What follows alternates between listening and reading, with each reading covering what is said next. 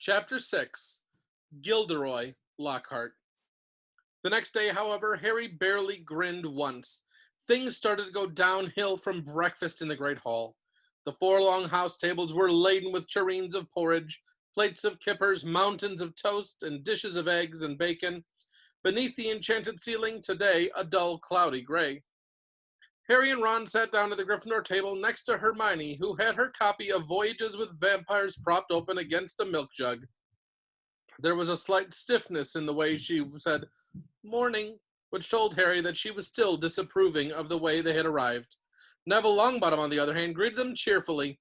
Neville was a round-faced and accident-prone boy, with the worst memory of anyone Harry had ever met. "Post due any minute. I think Grand's sending on a few things I forgot." Harry had only just started his porridge when, sure enough, there was a rushing sound overhead, and 100 or so owls streamed in, circling the hall and dropping letters and packages into the chattering crowd. A big, lumpy parcel bounced off Neville's head, and a second later something large and gray fell into Hermione's jug, spraying them all with milk and feathers. "Errol!" said Ron, pulling the bedraggled owl out by the feet. Errol slumped unconscious on the table, his legs in the air and a damp red envelope in his beak. "Oh no!" Ron gasped. "It's all right, he's still alive," said Hermione, prodding Errol gently with the tip of her finger. "It's not that, it's that." Ron was pointing at the red envelope. It looked quite ordinary to Harry, but Ron and Neville were both looking at it as though they expected it to explode. "What's the matter?" said Harry. She sent me a howler," said Ron faintly. "You'd better open it, Ron," said Neville in a timid whisper.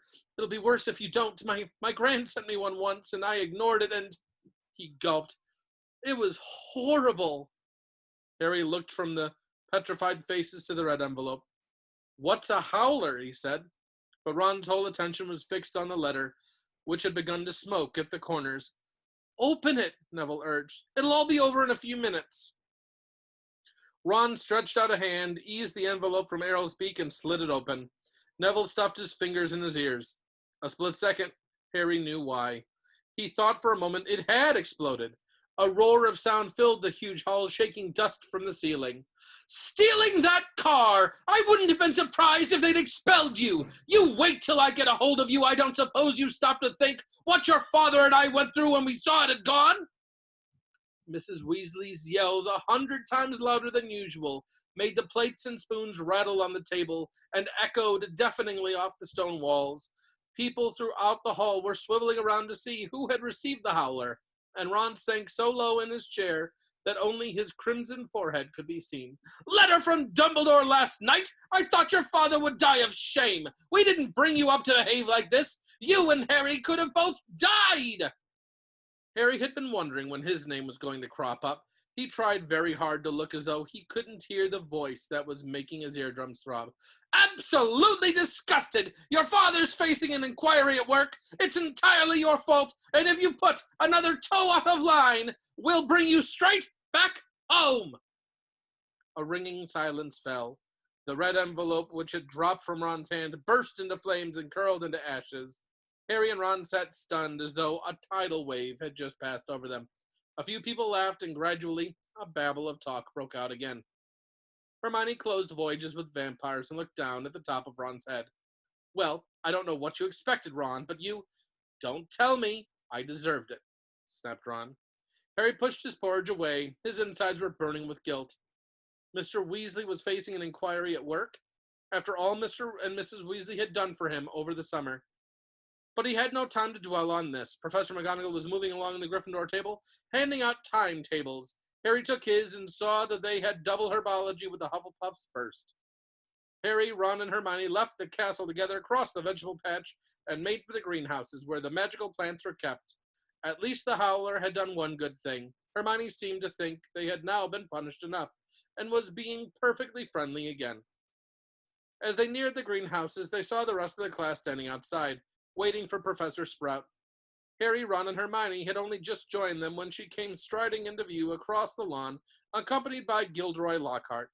Professor Sprout's arms were full of bandages, and with another twinge of guilt, Harry spotted the Whomping Willow in the distance, several of its branches now in slings. Professor Sprout was a squat little witch who wore a patched hat over her flyaway hair. There was usually a large amount of earth on her clothes, and her fingernails would have made Aunt Petunia faint. Gilderoy Lockhart, however, was immaculate in sweeping robes of turquoise, his golden hair shining under a perfectly positioned turquoise hat with gold trimming. "Oh, hello there," Lockhart called, beaming around at the assembled students. "Just been showing Professor Sprout the right way to doctor a whomping willow, but I don't want you running away with the idea that I'm better at herbology than she is. I just happen to have met several of these exotic plants on my travels." "Greenhouse 3 today, chaps," said Professor Sprout, who was looking distinctly disgruntled, not at all her usual cheerful self. There was a murmur of interest. They had only ever worked in Greenhouse 1 before.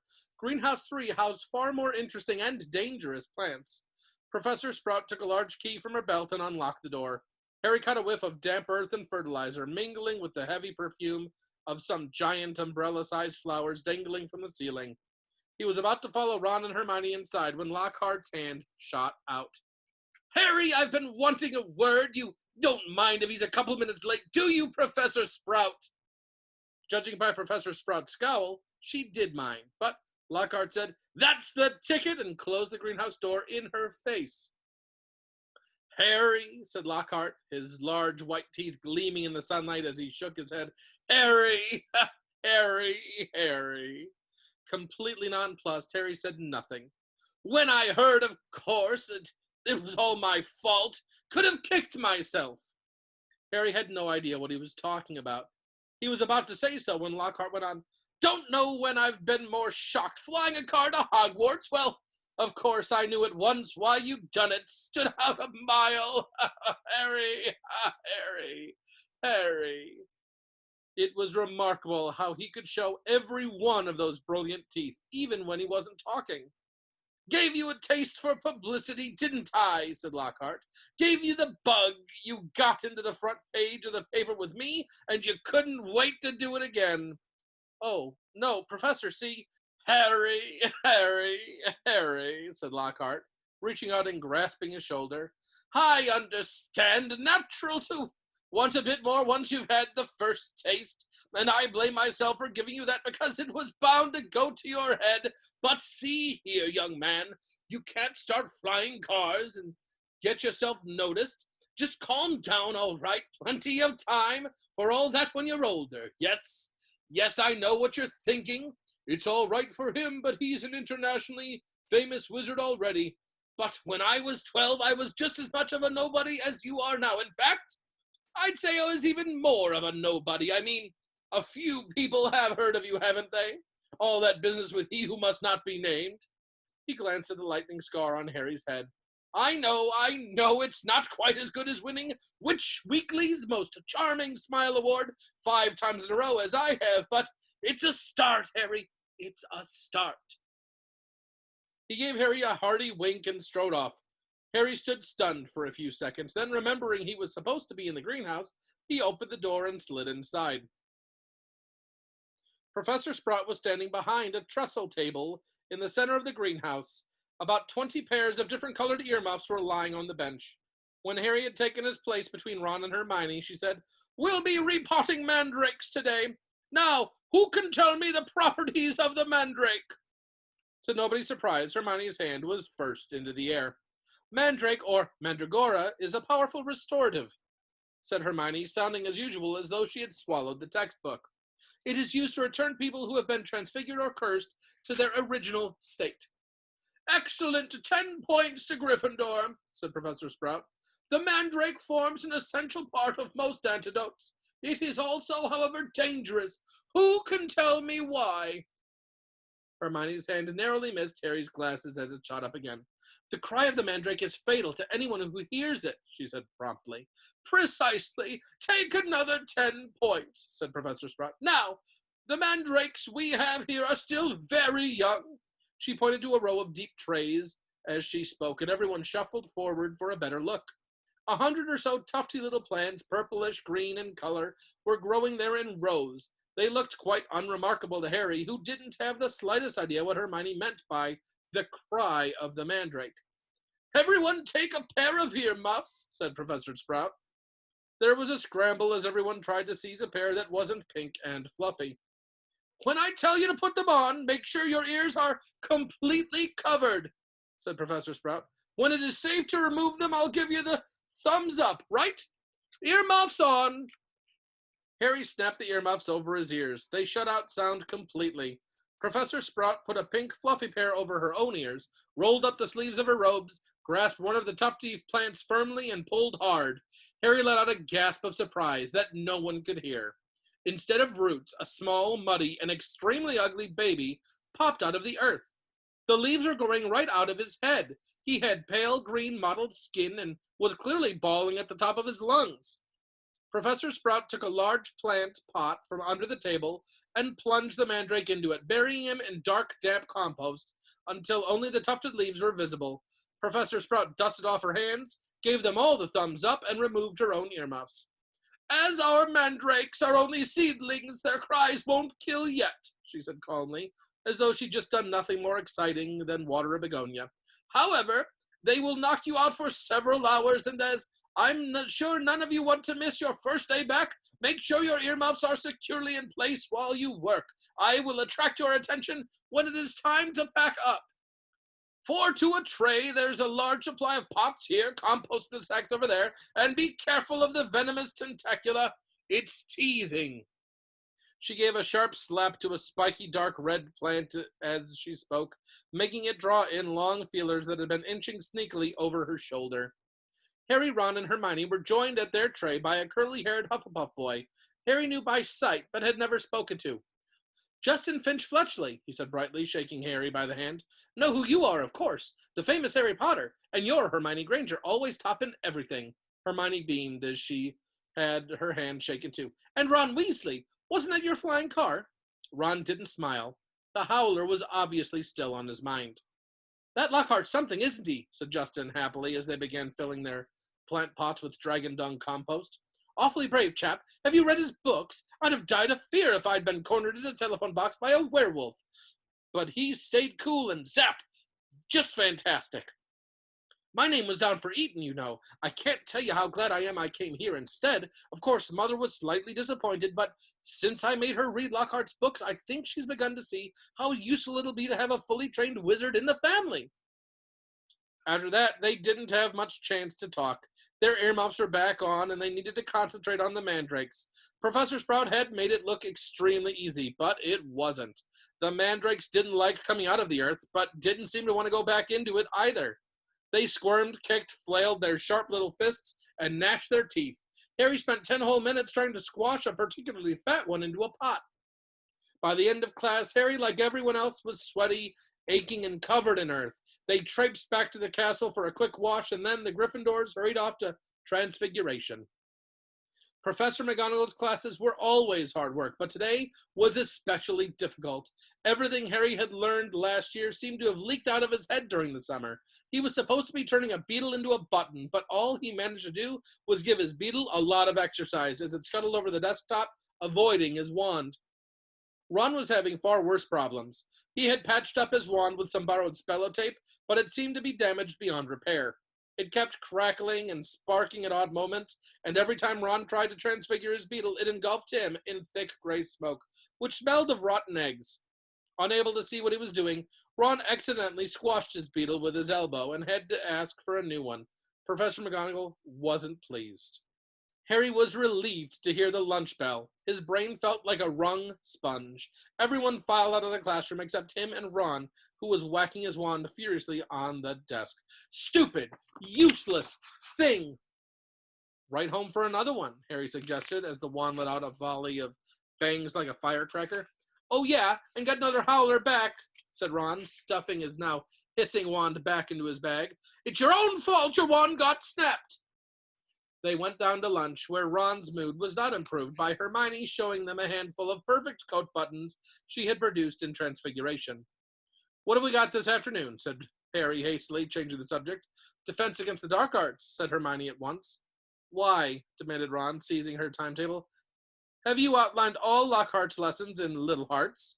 Hermione snatched the timetable back, flushing furiously. They finished lunch and went outside into the overcast courtyard. Hermione sat down on a stone step and buried her nose in Voyages with Vampires again. Harry and Ron stood talking about Quidditch for several minutes before Harry became aware that he was being closely watched. Looking up, he saw a very small, mousy-haired boy he'd seen trying on the Sorting Hat last night. Staring at Harry as though transfixed, he was clutching what looked like an ordinary Muggle camera. And that moment Harry looked at him, he went bright red. "All right, Harry, I'm Colin Creevey," he said breathlessly, taking a tentative step forward. "I'm in Gryffindor too. Do you think, would it be all right if... Can I have a picture?" he said, raising the camera hopefully. "A picture?" Harry repeated blankly. "So I can prove I met you," said Colin Creevey eagerly, edging further forwards. "I know all about you. Everyone's told me. And about how you survived when you know who tried to kill you, and how he disappeared and everything, and how you've still got a lightning scar on your forehead." His eyes raked Harry's hairline. "And a boy in my dormitory said if I develop the film in the right potion, the picture will move." Colin drew a great shuddering breath of excitement and said, "It's brilliant here, isn't it? I never knew all the stuff I could do was magic till I got the letter from Hogwarts. My dad's a milkman. He couldn't believe it either. So I'm taking loads of pictures to send home to him, and it'd be really good if I had one of you." He looked up imploringly at Harry. Maybe your friend could take it, and I could stand next to you? And then, could you sign it?" "Signed photos? You're giving out signed photos, Potter." Loud and scathing, Draco Malfoy's voice echoed around the courtyard. He had stopped right behind Colin, flanked as he always was at Hogwarts by his large and thuggish cronies, Crabbe and Goyle. "Everyone queue up," Malfoy roared to the crowd. "Harry Potter's giving out signed photos." "No, I'm not," said Harry angrily, his fists clenching. "Shut up, Malfoy." "You're just jealous," piped up Colin, whose entire body was about as thick as Crabbe's neck. "Jealous," said Malfoy, who didn't need to shout anymore. Half the courtyard was listening in. "Of what? I don't want a foul scar right across my head, thanks. I don't think getting your head cut open makes you that special myself." Crabbe and Goyle were sniggering stupidly. "Eat slugs, Malfoy," said Ron angrily. Crabbe stopped laughing and started rubbing his conker-like knuckles in a menacing way. "Be careful, Weasley," sneered Malfoy. "You don't want to start any trouble, or your mummy'll have to come and take you away from school." He put on a shrill, piercing voice. "If you put another toe out of line." A knot of Slytherin fifth years nearby laughed loudly at this. "Weasley would like a signed photo, Potter," smirked Malfoy. "It'd be worth more than his family's whole house." Ron whipped out his spello-taped wand, but Hermione shut Voyages with Vampires with a snap and whispered, "Look out! What's all this? What's all this?" Gilderoy Lockhart was striding towards them, his turquoise robe swirling behind him. "Who's giving out signed photos?" Harry started to speak, but he was cut short as Lockhart flung his arm around his shoulder and thundered jovially, "Shouldn't have asked we meet again, Harry." Pinned to Lockhart's side and burning with humiliation, Harry saw Malfoy slide smirking back into the crowd. "Come on then, Mr. Creevey," said Lockhart, beaming at Colin. "A double portrait? Can't say fairer than that, and we'll both sign it for you." Colin fumbled with his camera and took the picture as the bell rang behind them, signaling the start of afternoon classes. "Off you go, move along there," Lockhart called to the crowd, and he set off back to the castle with Harry, who was wishing he knew a good vanishing spell, still clasped to his side. "A word to the wise, Harry," said Lockhart paternally as they entered the building through a side door. "I covered up for you back there with young Creevey. If he was photographing me too, your schoolfellows won't think you're setting yourself up so much." Deaf to Harry's stammers, Lockhart swept him down a corridor lined with staring students and up a staircase. "Let me just say that handing out signed pictures at this stage of your career isn't sensible. Looks a tad big-headed, Harry, to be frank. There may well come a time when, like me, you need to keep a stack handy wherever you go, but," he gave a little chortle, "I don't think you're quite there yet." They had reached Lockhart's classroom, and he let Harry go at last. Harry yanked his robes straight and headed for his seat at the very back of the class, where he busied himself with piling all 7 of Lockhart's books in front of him, so that he could avoid looking at the real thing. The rest of the class came clattering in, and Ron and Hermione sat down on either side of Harry. You could have fried an egg on your face, said Ron. You'd better hope Creevy doesn't meet Ginny. They'll be starting a Harry Potter fan club. Shut up, snapped Harry. The last thing he needed was for Lockhart to hear the phrase Harry Potter fan club. When the whole class was seated, Lockhart cleared his throat loudly, and silence fell. He reached forward, picked up Neville Longbottom's copy of Travels with Trolls, and held it up to show his own winking portrait at the front. Me, he said, pointing at it and winking as well. Gilderoy Lockhart, Order of Merlin, 3rd class, honorary member of the Dark Force Defense League, and 5-time winner of Witch Weekly's Most Charming Smile Award. But I don't talk about that. I didn't get rid of the abandoned banshee by smiling at her. He waited for them to laugh. A few people smiled weakly. I see you've all bought a complete set of my books. Well done. I thought we'd start today with a little quiz. Nothing to worry about, just to check how well you've read them, how much you've taken in. When he handed out the test papers, he returned to the front of the class and said, You have 30 minutes. Start now. Harry looked down at his paper and read, 1. What is Gilderoy Lockhart's favorite color? 2. What is Gilderoy Lockhart's secret ambition? 3. What, in your opinion, is Gilderoy Lockhart's greatest achievement to date? On and on it went, over 3 sides of paper, right down to 54. When is Gilderoy Lockhart's birthday, and what would his ideal gift be? Half an hour later, Lockhart collected the papers and rifled through them in front of the class. Tut, tut! Hardly any of you remembered that my favorite color is lilac. I say so in Year with a Yeti, and a few of you need to reread Wanderings with Werewolves more carefully. I clearly state in Chapter 12 that my ideal birthday gift would be harmony between all magic and non-magic peoples, though I wouldn't say no to a large bottle of Ogden's Old Fire whiskey. He gave them another roguish wink. Ron was now staring at Lockhart with an expression of disbelief on his face. Seamus Finnegan and Dean Thomas, who were sitting in front, were shaking with silent laughter. Hermione, on the other hand, was listening to Lockhart with rapt attention and gave a start when he mentioned her name. But Miss Hermione Granger knew my secret ambition is to rid the world of evil and market my own range of hair care potions. Good girl. In fact, he flipped her paper over. Full marks. Where is Miss Hermione Granger? Hermione raised a trembling hand. Excellent, beamed Lockhart. Quite excellent. Take 10 points for a Gryffindor, and so to business. He bent down behind his desk and lifted a large covered cage onto it. Now, be warned. It is my job to arm you against the foulest creatures known to wizard kind. You may find yourselves facing your worst fears in this room. Know only that no harm can befall you whilst I am here. All I ask is that you remain calm. In spite of himself, Harry leaned around his pile of books for a better look at the cage. Lockhart placed a hand on the cover. Dean and Seamus had stopped laughing now. Neville was cowering in the front row seat. I must ask you not to scream, said Lockhart in a low voice. It might provoke them. As the whole class held its breath, Lockhart whipped off the cover. Yes, he said dramatically, freshly caught Cornish pixies. Seamus Finnegan couldn't control himself. He let out a snort of laughter, which even Lockhart couldn't mistake for a scream of terror. Yes, he smiled at Seamus. Well, they're not very dangerous, are they? Seamus chortled. Don't be so sure, said Lockhart, wagging a finger annoyingly at Seamus. Devilish tricky little blighters they can be. The pixies were electric blue and about 8 inches high, with pointed faces and voices so shrill it was like listening to a lot of budgies arguing. The moment the cover had been removed, they had started jabbering and rocketing around, rattling the bars and pulling bizarre faces at the people nearest them. Right then, Lockhart said loudly, let's see what you make of them, and he opened the cage. It was pandemonium. The pixies shot in every direction like rockets. 2 of them seized Neville by the ears and lifted him into the air. Several shot straight through the window, showering the back row with broken glass. The rest proceeded to wreck the classroom more effectively than a rampaging rhino.